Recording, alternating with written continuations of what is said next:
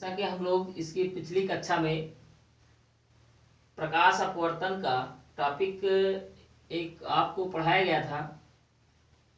पूर्ण आंतरिक परावर्तन, क्रांतिक कोण तथा अपवर्तन।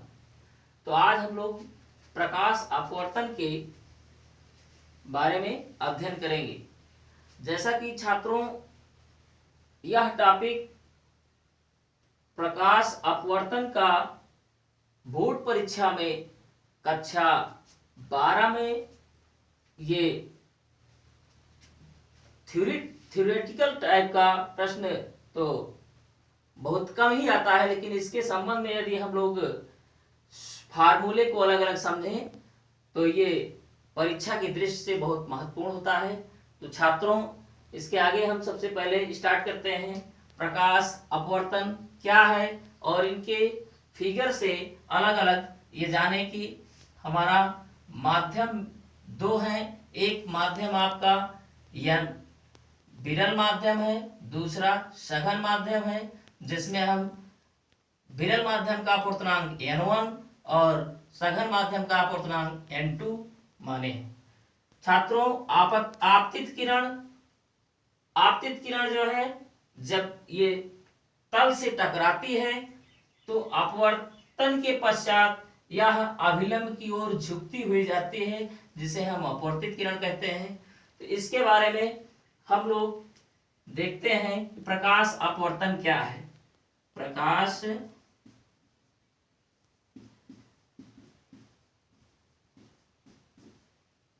अपवर्तन किसे कहते हैं? तो छात्रों, प्रकाश अपवर्तन जब प्रकाश एक माध्यम से चलकर दूसरे पारदर्शी माध्यम में प्रवेश करता है तो वह अपने मार्ग से विचलित हो जाता है। उस घटना को प्रकाश का अपवर्तन कहते हैं। अब यहाँ पर हम लोग विचलित होने में जो अभिलंब, ये अभिलंब है, अभिलंब को यदि हम दर्शाते हैं तो आपतित किरण के साथ जो कोण बनता है I है और इधर अपवर्तित किरण के साथ R कोण बनता है। तो छात्रों, प्रकाश अपवर्तन को जैसा हम जान लेते हैं तो दोनों माध्यमों के बीच ये अपवर्तनांक क्या होता है। जैसे हम ये कह दें कि माध्यम 1 है तो माध्यम 1 का अपवर्तनांक 1n2 बराबर ये हो जाएगा sin I upon sin R। छात्रों, इसके पिछली वीडियो में हम आप लोगों को ये बताए थे कि स्नेल के नियम से अपवर्तनांक n बराबर sin I upon sin R होता है। अब यहाँ पर दोनों पारदर्शी माध्यम होने के नाते ये हम ये लिख सकते हैं कि 1n2 का मान जो है n2 अपान n1 होगा, अर्थात पहले माध्यम के सापेक्ष दूसरे माध्यम का अपवर्तनांक है। तो छात्रों, ये आपतित किरण और अपवर्तित किरण के लिए जो यहाँ तल पर हमारा नियत मान प्राप्त होता है या सापेक्षिक मान प्राप्त होता है, उसी को हम अपवर्तनांक कहते हैं। या ऐसे कह सकते हैं कि वह नियत मान पारदर्शी माध्यम में तल का वह नियत मान जो पहले आपतित किरण के सापेक्ष अपवर्तित किरण प्रवेश करता है, उसी को हम अपवर्तनांक कहते हैं। अपवर्तनांक दो प्रकार के होते हैं। नंबर 1 सापेक्ष अपवर्तनांक,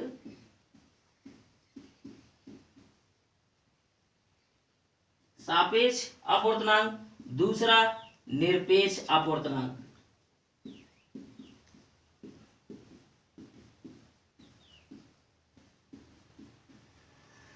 छात्रों, ये दोनों मान जब हम ये हमेशा एक प्रकाश का एक अपना नियम होता है कि आपतित किरण सदैव विरल माध्यम से सघन माध्यम में प्रवेश करती हैं, तो ऐसी स्थिति को हम सापेक्ष अपवर्तनांक कहेंगे।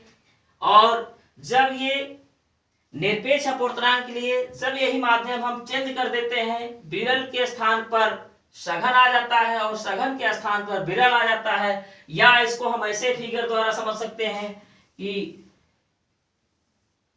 प्रकाश ये जैसा हमारा सघन माध्यम है और ये विरल है। प्रकाश को हम यदि प्रवेश करते हैं तो ये हमारा प्रकाश सघन माध्यम से चलकर विरल माध्यम में आपतित होता है, विरल माध्यम में आपतित होता है। तो ऐसी स्थिति में ये हमारा अपवर्तनांक निरपेक्ष अपवर्तनांक होता है, निरपेक्ष अपवर्तनांक। निरपेक्ष अपवर्तनांक का डिफिनीशन, जैसा कि हम बिल्कुल सापेक्ष अपवर्तनांक के बारे में जानते हैं कि सदैव प्रकाश विरल से सघन में जाता है, तो वह नियत मान जो सघन के विरल के सापेक्ष सघन में प्राप्त होता है उसे हम सापेक्ष अपवर्तनांक कहते हैं। ठीक इसी का उल्टा सघन के सापेक्ष विरल का मान होता है उसे निरपेक्ष अपवर्तनांक कहते हैं। निरपेक्ष अपवर्तनांक के लिए हम लोग माध्यम चेंज हो जाने से इसको लिख सकते हैं 2n1, 2n1। तो छात्रों ये यदि दोनों मान हम सापेक्ष और निरपेक्ष के लिए एक साथ रख देते हैं तो इसका डेरिवेशन यानी इसके पूरे पदार्थ पर जो अपवर्तनांक होता है वो एक से कम होता है, एक से कम होता है। तो इसको हम इस तरह से हल कर लेते हैं।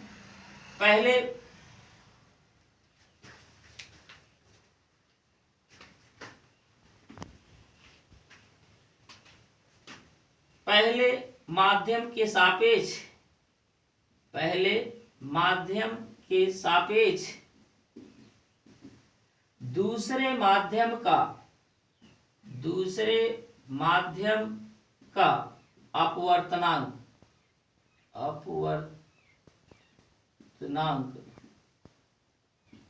क्या लिखेंगे छात्रों? 1n2। अगर इसी का हम फार्मूला बना लेते हैं तो ये हमारा क्या हो जाता है n2/n1। ठीक इसी प्रकार दूसरा, जब हम निरपेक्ष अपवर्तनांक कहते हैं तो निरपेक्ष अपवर्तनांक के लिए प्रकाश की किरण सघन माध्यम से विरल माध्यम में प्रवेश करती है। तो इसके लिए हम क्या लिखेंगे? दूसरे माध्यम के सापेक्ष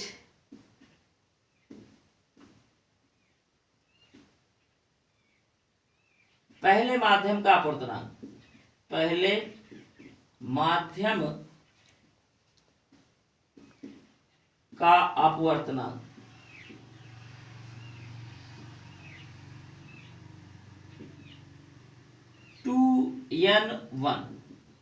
छात्रों अगर हम इसको 2n1 से नोट करते हैं, इसके लिए आप 2n1 बराबर क्या लिख सकते हैं?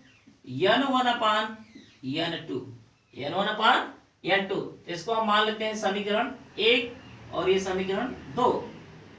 जब दोनों माध्यम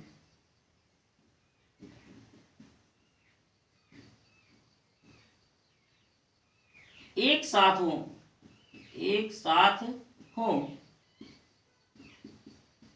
तब इसको इस प्रकार हम लिख सकते हैं 1n2 into 2n1 is equal to n2/n1 into n1/n2। तो n2 से n2 कट जाएगा, n1 से n1 कट जाएगा। अर्थात ये हम कह सकते हैं कि यह कांच का अपवर्तनांक इन दोनों माध्यमों के बीच का 1 होगा या 1 से इनका मान कम होता है। अर्थात हमेशा अपवर्तनांक 1 से कम प्राप्त होता है। तो छात्रों आज की वीडियो में हम लोग प्रकाश अपवर्तन से जुड़े टॉपिक ये अपवर्तन की परिभाषा से लेकर अपवर्तनांक कितने प्रकार के होते हैं, अपवर्तनांक 2 प्रकार के होते हैं और उनका हम एक माध्यम समान माध्यम लेने के लिए हम उनका डेरिवेशन या उनके दोनों माध्यमों निरपेक्ष और सापेक्ष दोनों का मान 1 सिद्ध किए हैं। यही चीज अगली कक्षा में आप लोगों को इसके आगे 3 माध्यमों के लिए आपका हम